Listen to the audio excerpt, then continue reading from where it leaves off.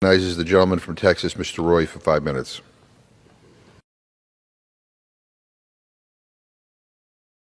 I thank the Speaker. Honored to follow my friend from Virginia, Mr. Klein. Last night we heard the President of the United States address this nation and this body in this chamber, as well as our colleagues on the other side of the Capitol and the Senate. You think there's some sort of magic moment that the virus has suddenly left the earth. Now all of a sudden we're free here on the floor of the House of Representatives to be without mask. Just coincidentally timed. Just coincidentally timed when the State of the Union is upon us. Number of states have lifted their mandates, all suddenly coincidentally timed around the State of the Union.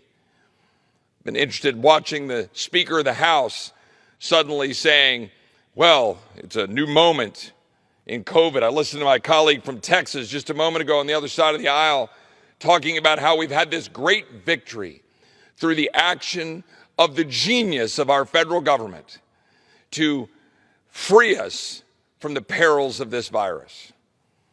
Tell that to the children who've been sitting in the corners of classrooms wearing masks. Tell that to the members of our military, the members of our Border Patrol, the so-called heroes. I say so-called because my Democratic colleagues a year ago were calling healthcare workers heroes, and now they're forcing them still to lose their job if they don't take a jab because of the wisdom of my colleagues on the other side of the aisle that they know best. They know best.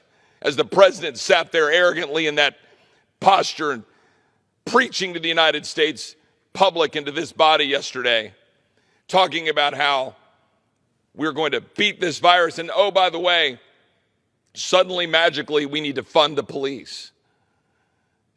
Go back and look at every statement that's been made by my colleagues on the other side of the aisle over the last 2 years talking about defunding the police.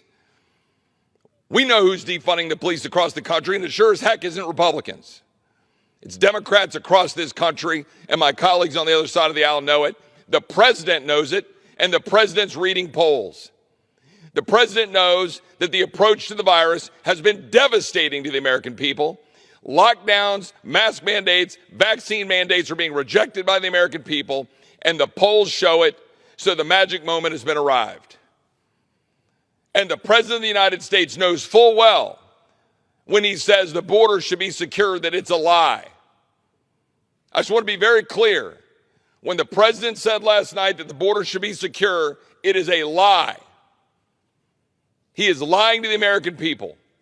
When I was in Del Rio just last week, 1,000 people a day are coming across that river and nobody gives a whit. And they don't give a whit about the 26 migrants who've died in the Rio Grande since October 1. Since the cameras left the Haitians sitting in the Rio Grande. They don't care that there are 26 dead migrants. They don't care about the 119 bodies in Brooks County, where the sheriff has to bring a body trailer to Brooks County. They don't care about the fences getting cut and the livestock getting out of the ranchers I met with last week who are in tears about their property and their ranchers in South Texas. No, the president gets up and gives a speech and declares the border is secure and all is well. And then gets up and talks about solidarity with the Ukrainian people, yet refuses to unleash American oil and gas, refuses to unleash natural gas, liquefied natural gas that would change the world, refuses to stop importing 600,000 barrels of Russian oil every single day because we won't unleash American oil and gas. Well, ladies and gentlemen, we're going to keep telling the truth about the border. We're going to keep telling the truth about vaccine mandates. We're going to keep telling the truth about the need for American energy. And we're not going to bow down to the climate hysterics and the false lies about border security that are endangering the American people. Mr. Speaker, I yield back. Gentleman yields back. Members are reminded to refrain from engaging in personalities toward the president.